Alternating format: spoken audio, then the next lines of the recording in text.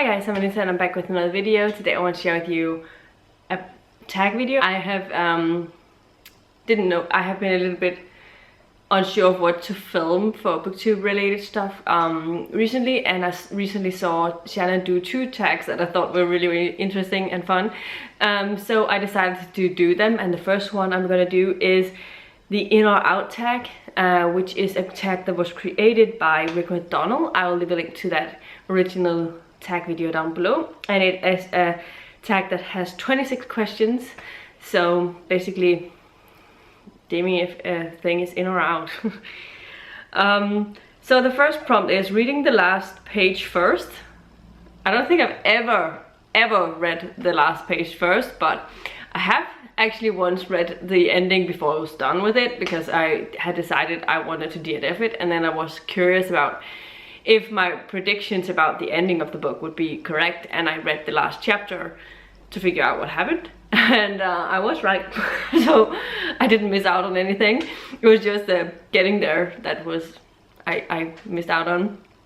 And then also sometimes if I've been reading an epic fantasy where it was a little bit brutal for a while and I thought the character might have died, I sometimes have checked on further if the chapter's point of view turned up again, just to reassure myself that it might not be that he's not okay because he'd be injured and stuff, but he's still alive. So I've done that a couple of times, but I've never otherwise read on before, like where I was supposed to be.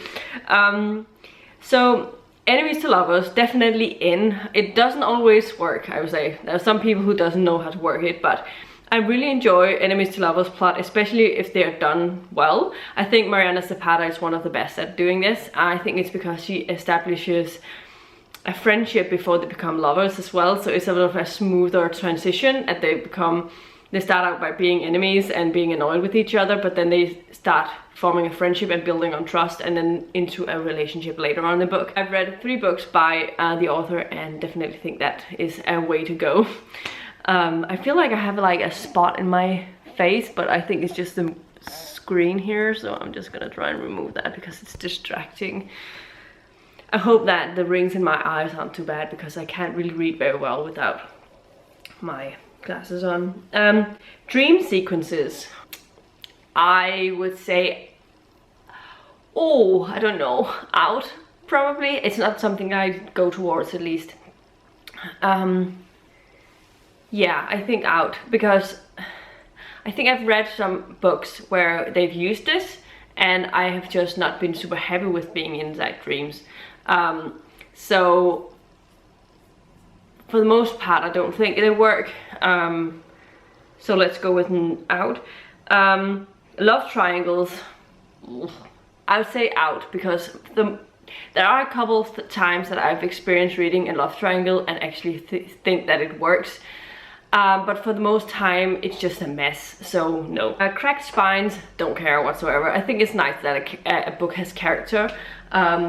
I buy a lot of books used, and sometimes when I get one that is a little bendier than others, or dentier than others, then it's just a sign that it might have been a really good book and it's been read through a couple of times. For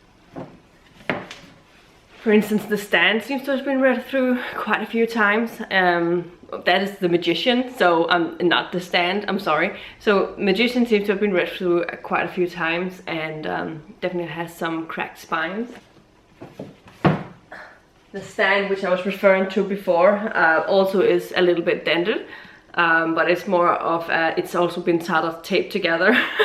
So it's also definitely been read through. Back to My Small Town. Yes, I love small town settings. I guess it's referring to the setting. Small town settings are some of my favorites, especially in romances. I think it works really well. I think it's just the fact that you get to know all of the characters in this little town, and it's slow moving and it's just a fun thing. Also, I think, yeah, I've also grown up in a smaller town myself, very small town with 1100-ish citizens, so I know the sort of things that moves in a small town like that, so it's fun. Prompt number 7 is monsters or regular people. It depends on the genre. I like urban fantasies, and there's a lot of monsters in that. So sometimes the monsters can be the good person, sometimes the monster can be the bad person, but in horror, definitely not. So a Stephen King monster I'd rather not see as regular people, for sure, but in urban fantasy they could be real people. No paragraph breaks. Oh, that annoys me so much. I prefer stopping at a natural stop, so meaning either a chapter break or paragraph break or something like that. Like Terry Pratchett doesn't have any chapters in them. I think there are a couple of books that he has chapters, like his Stephen King books seem to have chapters in them more or less every time. I think it's because it's a younger reader, it's aimed at a younger reader audience. Let's just take a random Terry Pratchett book, and this has no chapter breaks at all anywhere in the book. But what it does do instead is that it has a lot of natural stops, like a new paragraph starts. So it doesn't matter so much to me that it doesn't have chapters. At least I can read on to one of those natural stops. I recently read, I'm reading Night Pleasures right now, and I was reading a chapter. It was really long, and there was no natural stops in it. And I was just keeping reading it on and on and on, and I could see from my Kindle tally down in the bottom, it says how much is left of the chapter in terms of how fast you are of a reader. I just got cut off there for a bit because of no space on my memory card, so I had to delete a couple of things. So we were talking about no paragraph breaks. So I was reading Night Pleasures, which has a really long chapter where it seemed to go on and on and on. It was like, it kept saying that I could see in the bottom how fast I'm reading, and so it says on average it will take you another 45 minutes to finish this chapter. I think that was around the place. Oh, 35 minutes.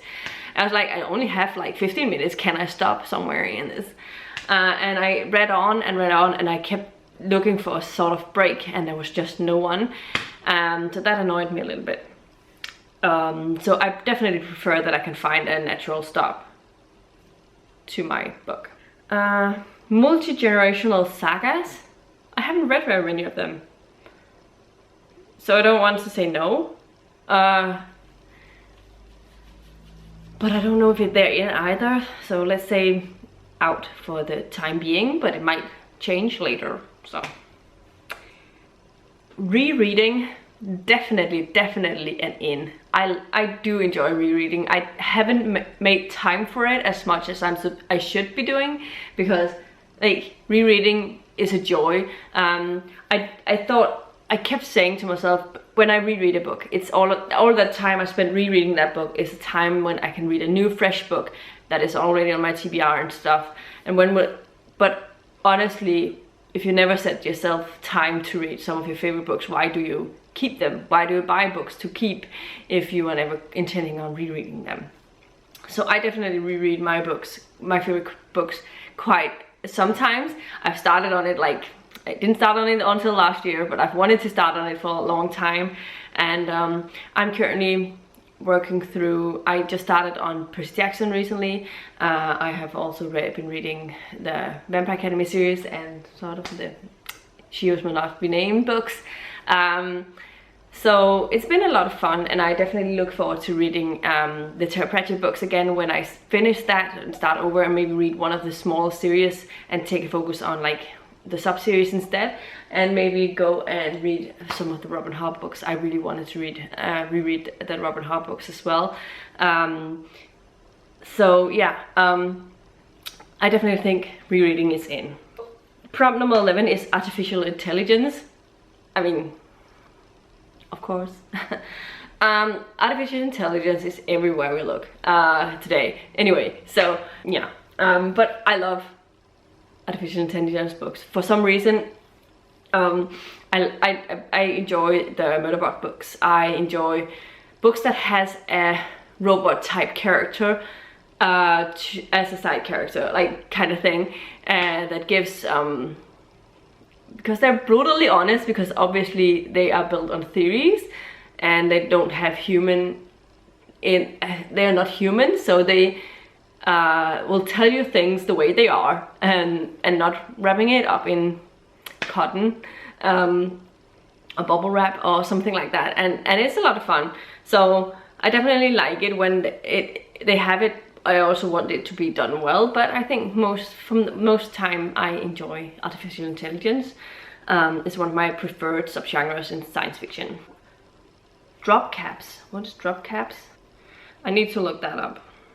A large capital letter used as a decorative element at the beginning of a paragraph or section.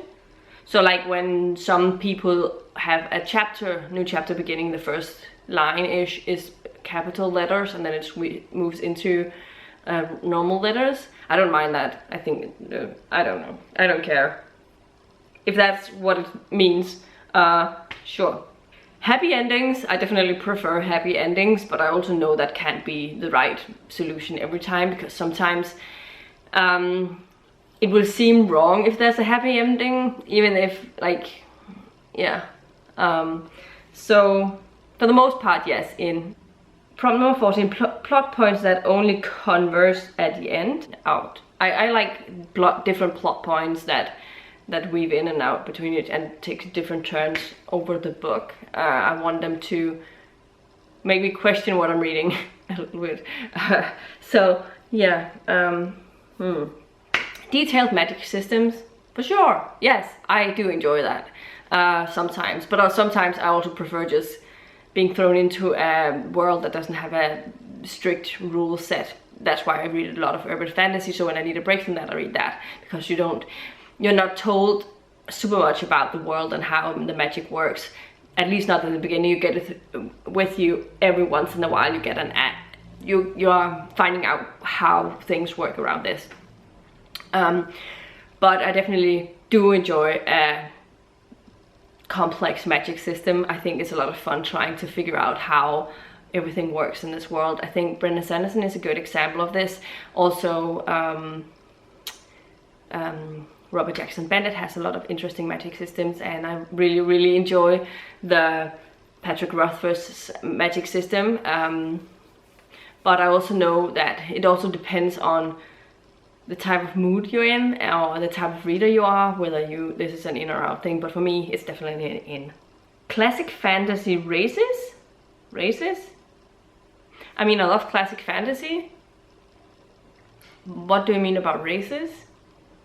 I'm so confused. But in, if it's just about classic fantasy. Unreliable narrators, for sure, when they're done well, in. I think some people are really good at writing these unreliable narrators, especially in thrillers. And also in some fantasies they are present, and I really enjoy them.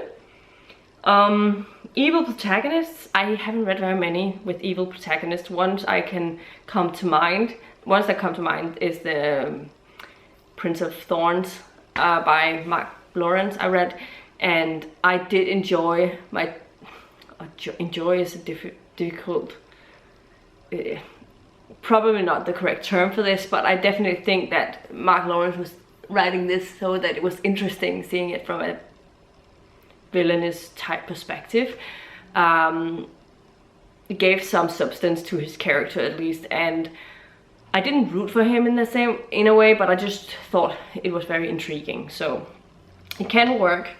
The chosen one trope, I mean, I love a good chosen one trope. I know better than the next one. I think it's fun sometimes when you read a book about a character that you know that they are going to go into the world on this big quest, and they're the only one who can solve this problem, kind of thing.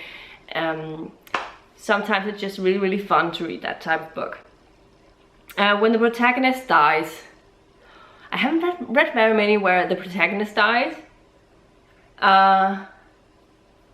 But if it makes sense, I think it's supposed to be that way. I don't prefer it, but I don't think it shouldn't be there either. So in, I guess, but not every time, please. Really long chapters. I've already mentioned that I prefer like natural stops, so it depends on the structure of the chapters. So if the chapters has paragraphs or something like that stops, so it doesn't matter to me that how long the chapters are, but I hate it if I can't find a natural stop in between. French flaps. I don't have any books with French flaps, do I? I don't think. No. Let's say out. I prefer just regular trade paperbacks. Deckled Edges. I mean, I like the aesthetics of it, but I don't think it's a bit of a pain turning the pages. So it's a mix. I don't have many with Deckled Edges, so I think it's like, I like the aesthetics of it, but I hate turning the pages because it's difficult getting a hold of the page that you want to switch to the next page. So it's only for display that is good. Signed copies by the author. I don't care too much. I mean, I do have a couple of signed copies and it was fun, but I don't think about it a lot, so I don't go out of my way in order to get signed copies for sure. So dog-eared pages in, I don't care. I use the dog-eared pages all the time. I still do it sometimes if I want to sort of, if I suddenly feel the need to annotate something or tab something and I don't have an annotation bag or something with me, I'll dog-ear the pages and go and put tabs in later. So I don't mind dog-earing pages. Number 26, chapter titles instead of numbers. I don't care. I do like having numbers because when I plan out my reading for a month, year, kind of thing, I sort of write in my journal how many chapters there are in a book. And so if they're titled rather than numbered, it's difficult to figure out how many chapters there actually is in a book. I don't use it for audios. Audios I use number of hours listened, and I sort of scratch off anytime I've listened to another hour of my audiobook. But with physical books, I like marking out, I've read this many chapters at this point, and so I mark those down. And it's difficult if it's written chapters or titled chapters. But most often they will have both. Yeah, I don't mind too much, but I do prefer there's a number of somewhere so that I can plan the best. So yeah, those were all of the questions in this tag. Let me know. It was kind of fun to do this, but let me know in the comments down below if there are any of the things that wasn't mentioned in this that you have a definitely in or out kind of situation with, then definitely let me know in the comments down below.